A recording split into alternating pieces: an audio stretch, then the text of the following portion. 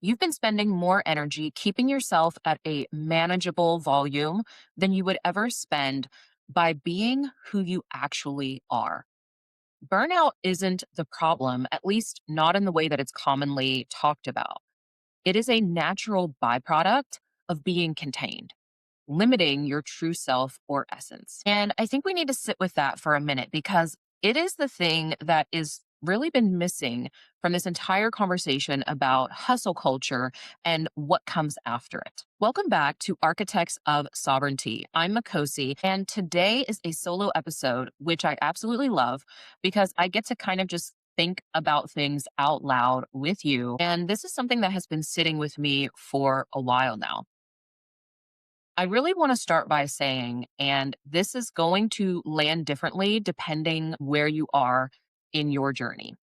So, if you find yourself feeling a little bit uncomfortable, or if something in you just wants to rush past, I'd invite you to just stay with that discomfort because that discomfort is actually data. So let's get into it. I've been working with exceptional humans for a long time now, and these are people who have built genuinely extraordinary things in their life and achieved great heights. Those who have really operated at a level that most people only theorize about and create grand plans to do the same.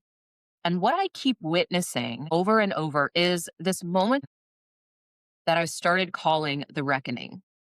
It's not a collapse and it's actually not even a breakdown, but something much more subtle than that happens mostly internally at first. It's the moment when someone does a full accounting of their life. And I mean, really, a full accounting, not just assessing the revenue they've created and the accolades, the impact metrics, but the time they've spent, their nervous system, the hidden versions of themselves that never really made it into the calendar or became a priority.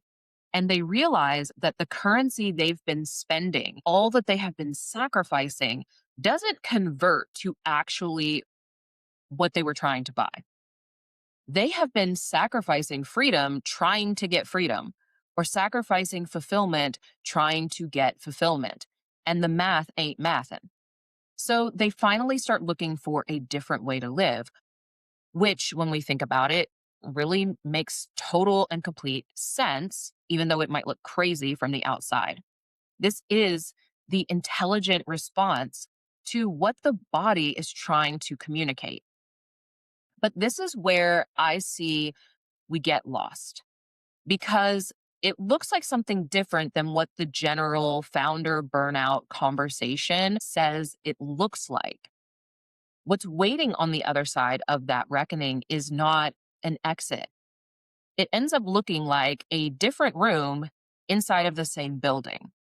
And most people walk straight into it without noticing that the architecture around them hasn't changed at all.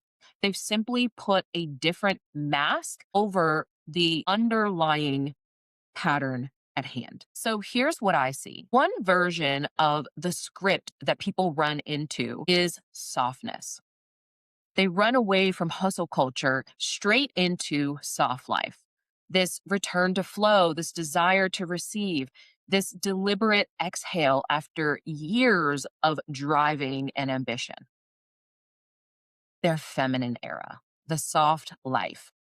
And I want to be clear here because there is actually intelligence in that impulse, right? If you have been running a program of hustle, hustle, hustle, hustle, hustle, hustle, it makes total and complete sense that you would want the opposite.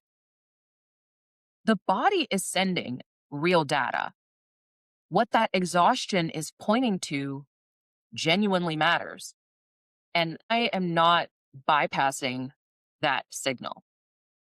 But the way that the soft life gets packaged and handed back isn't a return to self. It's a new performance inside of an already limited idea of what is acceptable to be. Because the constructed identity, the one that you built from years of proving and becoming who you needed to be in order to be successful, from meeting every single definition that the world offered of what successful and capable and worthy looks like, that identity doesn't just dissolve because the drive and ambition stopped. Instead, it finds a new role to inhabit. And so the restless and relentless achiever becomes the person in their soft era. And both of them are performing, and neither one is simply, authentically, fully themselves. Now, there's another version of the script that I see high achievers run to. And this I really want to name because it's subtle enough that most people don't even register these as the same pattern. In fact, most of these would say these are polar opposites. But I'm telling you, these are actually two sides of the same coin. This is the version where the reckoning gets answered with a mastery of a new domain. Plant medicine, a biohacking protocol that would make a sports nutritionist weep. Stoicism as a new framework for operating in the world. Journaling, getting measurably, verifiably better at not being emotionally moved. Meditation tracked and optimized, sleep scores, HRV monitored. Every dimension of the nervous system being brought under careful, intelligent micromanagement. And every box checked on what a conscious, evolved, grounded human being is supposed to look like in 2026. And what I keep seeing, which is so important to address, is that the optimization never really stopped. It's just that you replaced your revenue data with health data. Your 10-day silent retreat just replaced the offsite retreat. Your plant medicine journey ends up being treated as a new peak that you need to summit, and your integration practice becomes a new project plan. And doing the work becomes your new KPI. You look at your long to-do list of optimization practices and you've checked every box and yet still feel disconnected. See, none of this required stopping the model that caused the breaking and burnout in the first place. It's just a new domain where that model could feel like healing instead of hustling. You're still treating the self as a resource. It's just now being optimized towards consciousness instead of productivity and output. Same cage, the decor just changed. So here's what I see happening underneath all of this. And I know that this might be hard to believe at first because what I'm going to say kind of sounds counterintuitive, but stick with me here. The exhaustion that you're feeling isn't from overwork, it's from containment. If you're being honest, there's a part of you that when you are in flow loves being in the work. There is a version of you that is larger than every container you've been willing to inhabit, every mask you've been willing to put on. And some part of you has known that you have been playing small and hiding for a long time. You felt it in the decision that arrived from a depth that surprised even you when everyone thought it looked crazy, but something within you knew it was the aligned thing to do. It came in that flash of clarity that came completely without prompting. And then you logicked and rationalized your way out of it before you could really even look at it. The knowing that you couldn't possibly be that weird and still be accepted, respected, and successful. That you couldn't be that direct without being labeled too aggressive. That you couldn't take up space in a whole new lane that doesn't make any sense based on the career that you've built. In that private sense, almost embarrassing to even admit to others that what you've been building doesn't yet reflect the full weight of what you're actually here to do and who you're here to be. You know that you've barely scratched the surface of the depth of impact you were born for. And so the volume of your frequency, the volume of your full expression gets managed, it gets disciplined. The full current doesn't run. And I know that part of why it doesn't run is this. Somewhere in you is an intelligence that understands, even without words, that if this reality that you live already cost you this much, what would your full expression cost? How much would you be responsible for? Do you even have the capacity to hold that? And because there's no container yet that can demonstrate to you that it's possible, the answer that comes back is not yet. And the dial stays where it is. What changes everything once you truly see it is that the suppression of the current of your true self is itself what's costing you, not the output of your work. The active, continuous, extremely expensive work of keeping yourself minimized at a volume that the world around you can manage. It is absolutely exhausting to hold yourself at bay, to keep up the mask and the facade. You're spending more energy containing who you are than you would ever spend simply being it.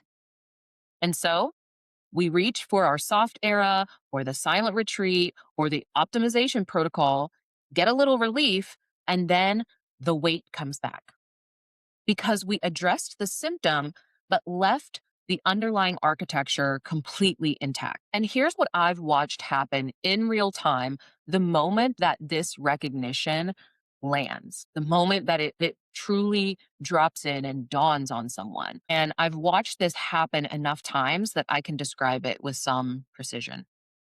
It's not relief that comes first. What comes first is typically something that looks a lot like terror. And it's not a fear of failing. You know how to handle failure. You eat failure for breakfast. That's not what this is. It's the fear of what it would mean to stop being manageable, to stop being the version of yourself that the world already has a nice, neat category for.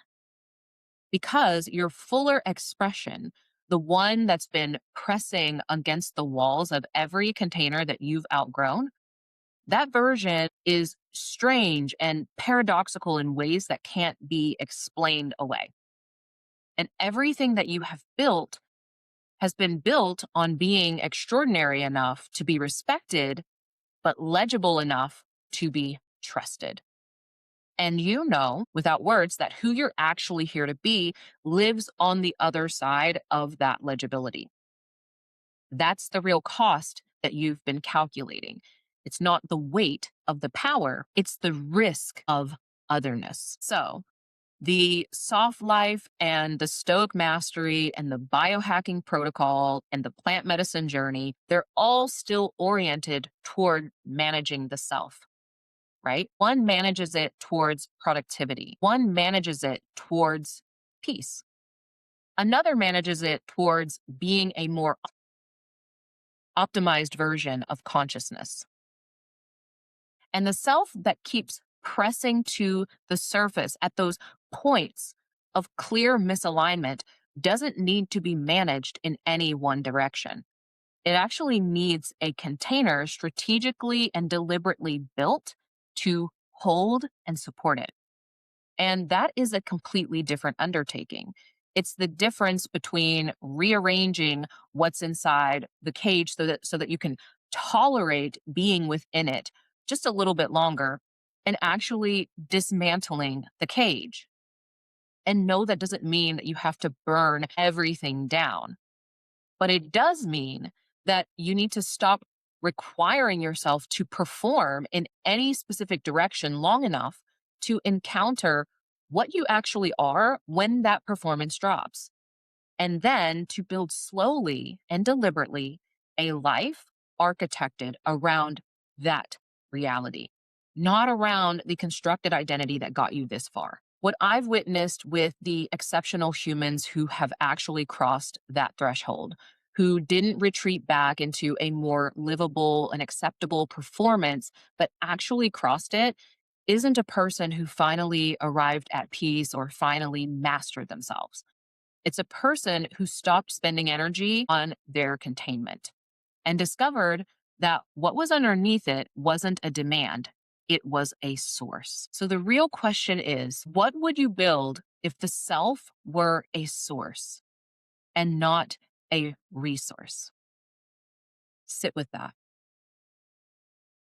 Until next time. If this question landed somewhere real for you, if something in you already knows the answer, I work with a small number of exceptional humans each year who are ready to build that container. The link to learn more and apply is in the description and in the show notes.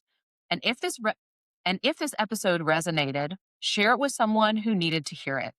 Not as a post, just send it to one person who you know is sitting exactly where this lands. I'll see you in the next one.